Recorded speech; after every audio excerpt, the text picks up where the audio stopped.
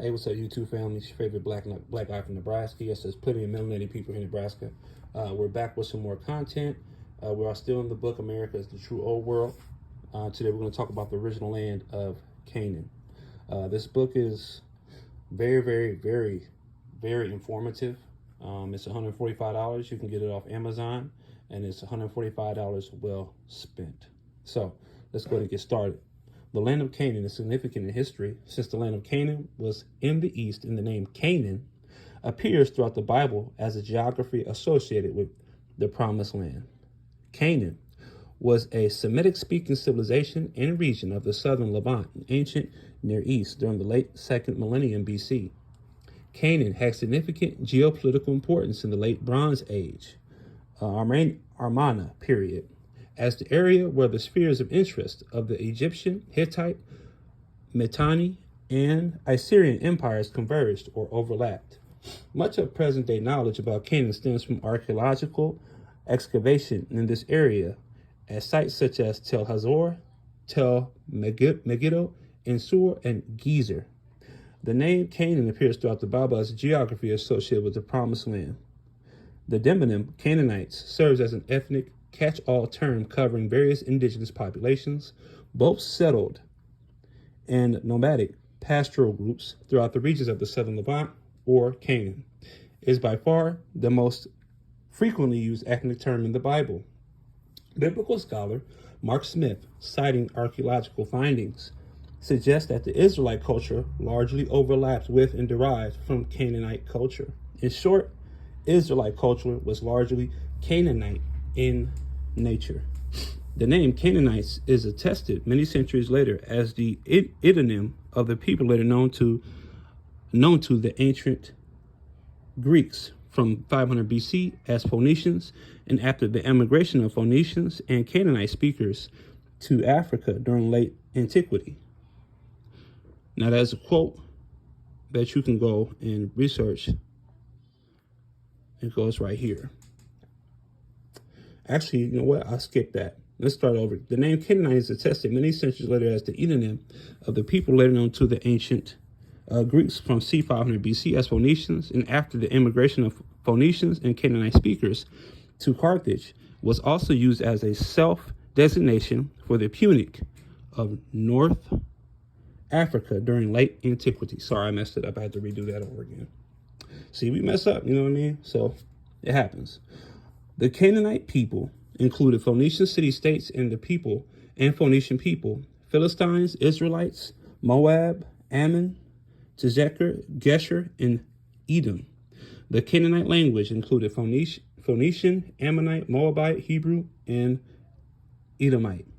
The book, Old Canaan in a New World, Native Americans and the Lost Tribes of Israel, by Elizabeth Fenton, suggests that the indigenous Americans were descendants of the lost tribe of Israel. Here is the book summary. From the moment Europeans realized Columbus had landed in a place unknown to them in 1492, they began speculating about how the Americas and their inhabitants fit the Bible. For many, the most compelling explanation was the Hebrew Indian theory, which proposed the indigenous Americas were the descendants of the 10 lost tribes of Israel. For its proponents, the theory neatly explained why this giant land and its inhabitants were not mentioned in the biblical record. In Old Canaan in a New World, Elizabeth Fenton shows that though the Hebrew Indian theory may seem far-fetched today, it had a great deal of accuracy and significant influence over a very long period of American history.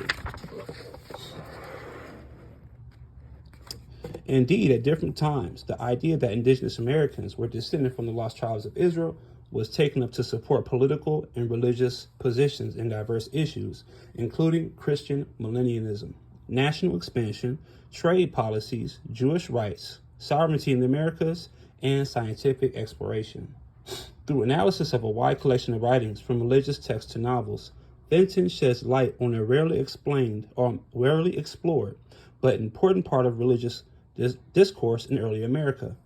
As the Hebrewic Indian theory evolved over the course of 2 centuries, it revealed how religious belief and national interests intersected in early American history, end quote. The state of New Hampshire, and you see that word ham in there, New Hampshire, has some interesting history. Since one of the biblical lands of Canaan, Lebanon, and Goshen was in New Hampshire, Hamath in North America, since it fits the description of the biblical land of Canaan from the Bible. But he did not hearken unto them, and dwelt in the land of Lebanon from Hamath to the entering of Egypt, he and his sons until this day.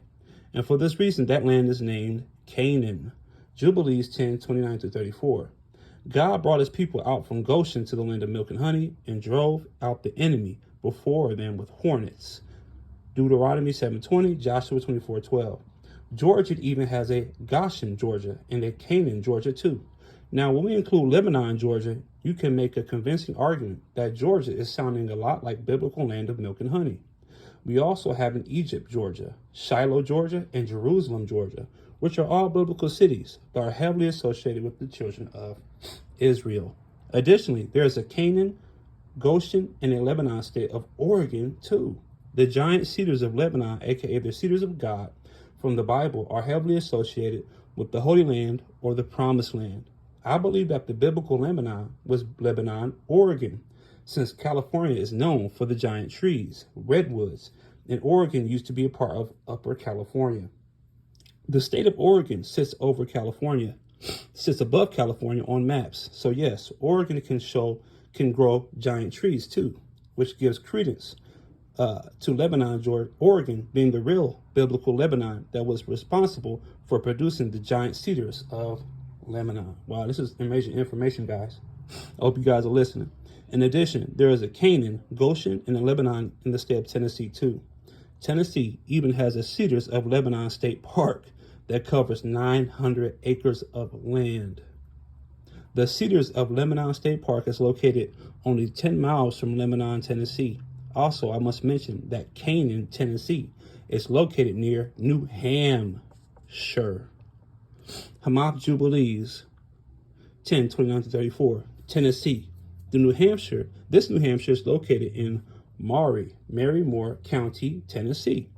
The Mars were the sons of Cush. Ham was the father of Cush/Cush, according to biblical texts.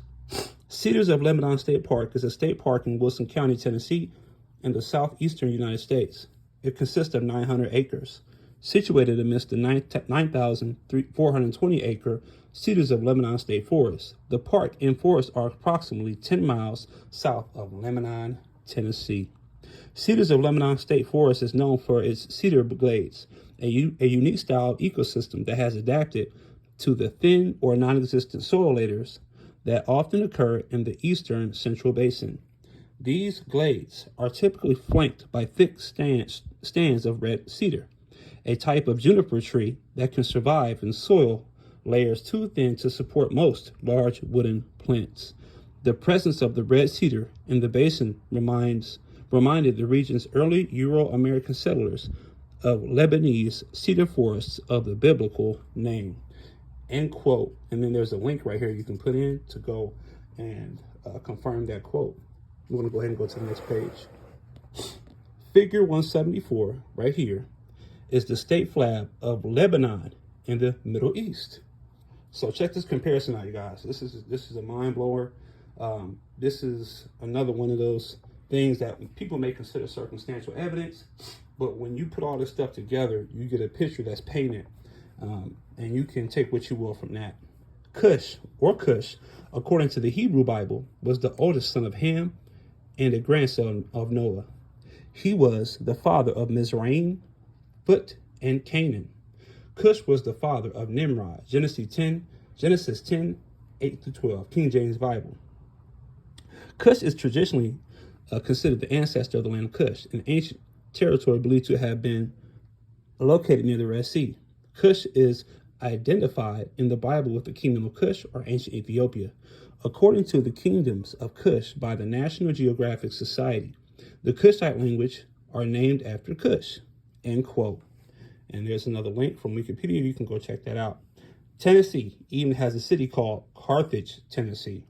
Carthage was named after the Carthaginians, who were a branch of the Phoenicians, guys. I mean, come on, it don't get no better than that. We also have a Tunis, as in Tennessee, since Tennessee derives its name from the Cherokee village, Tanis.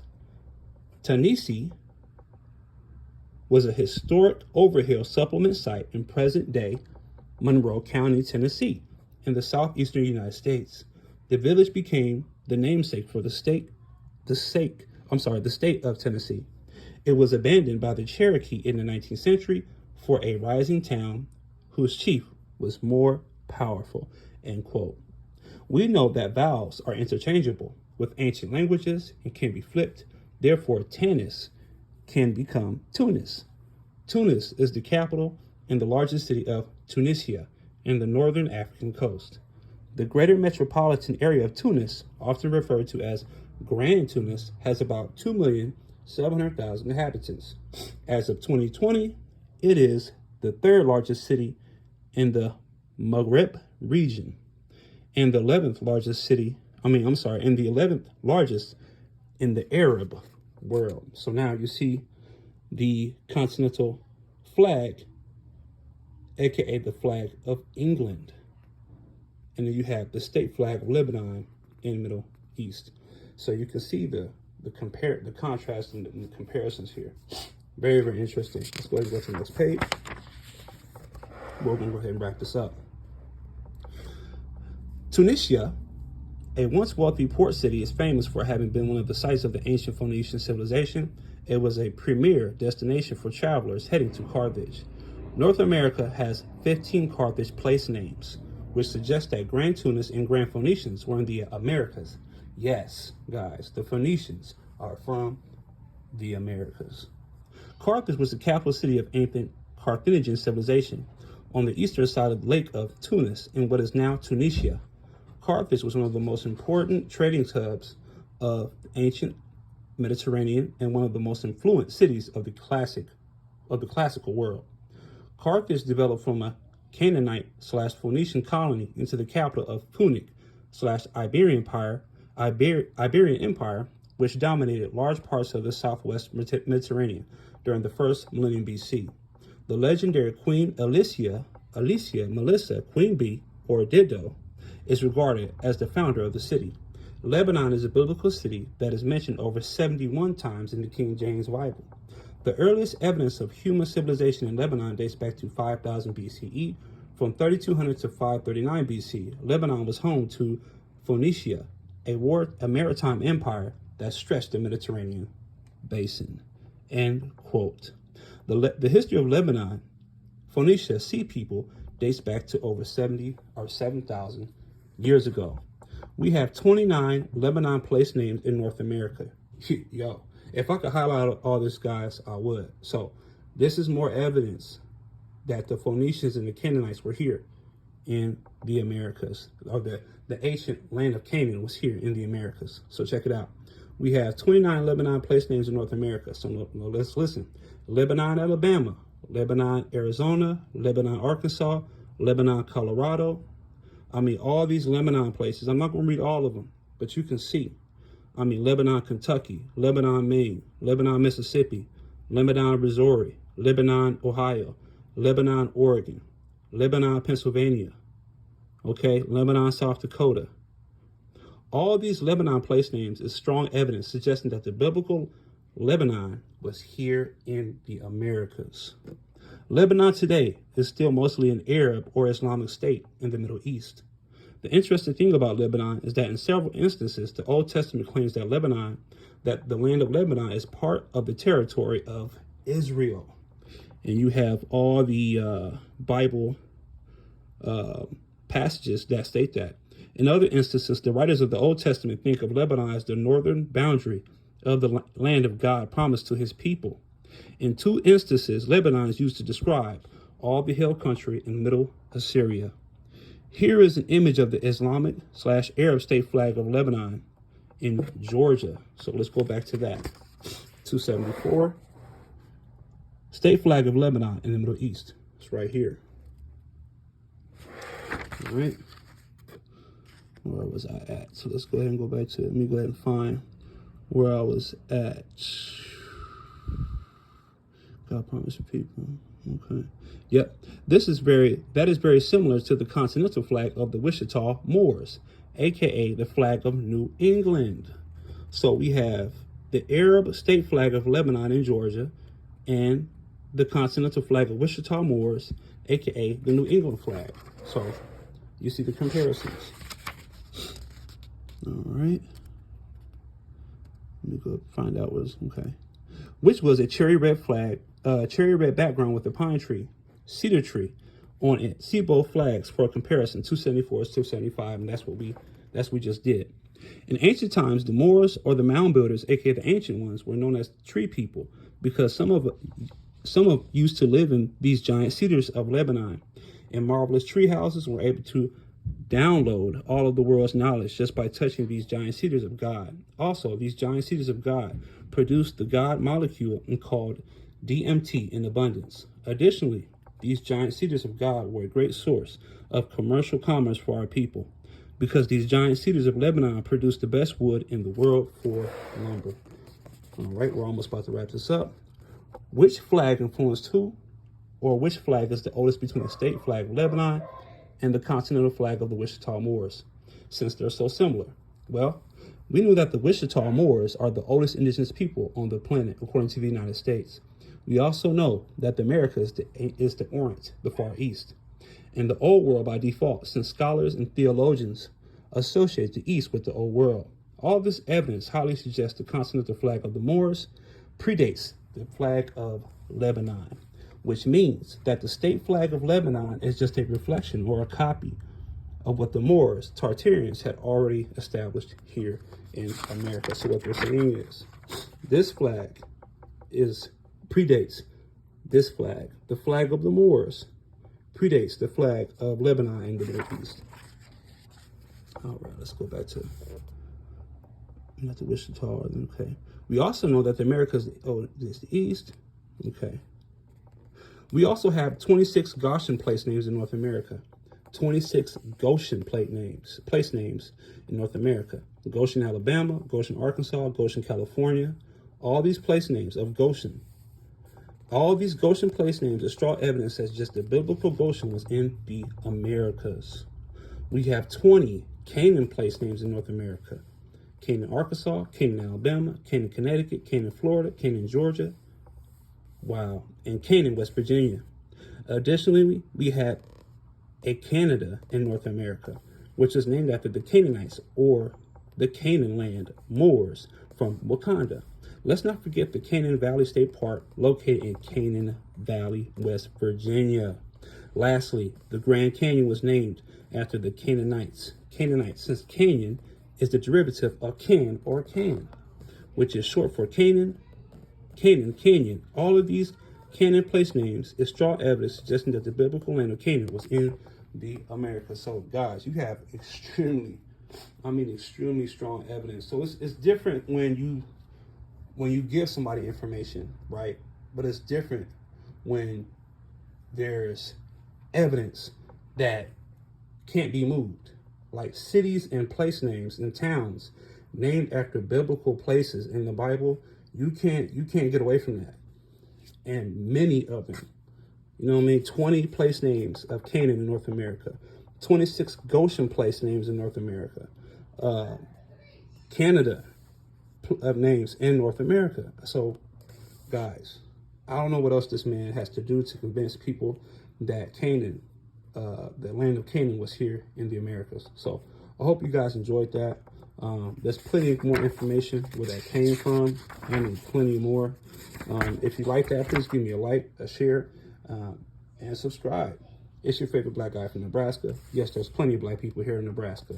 Canaan, the land of Canaan in the Americas. All right, peace.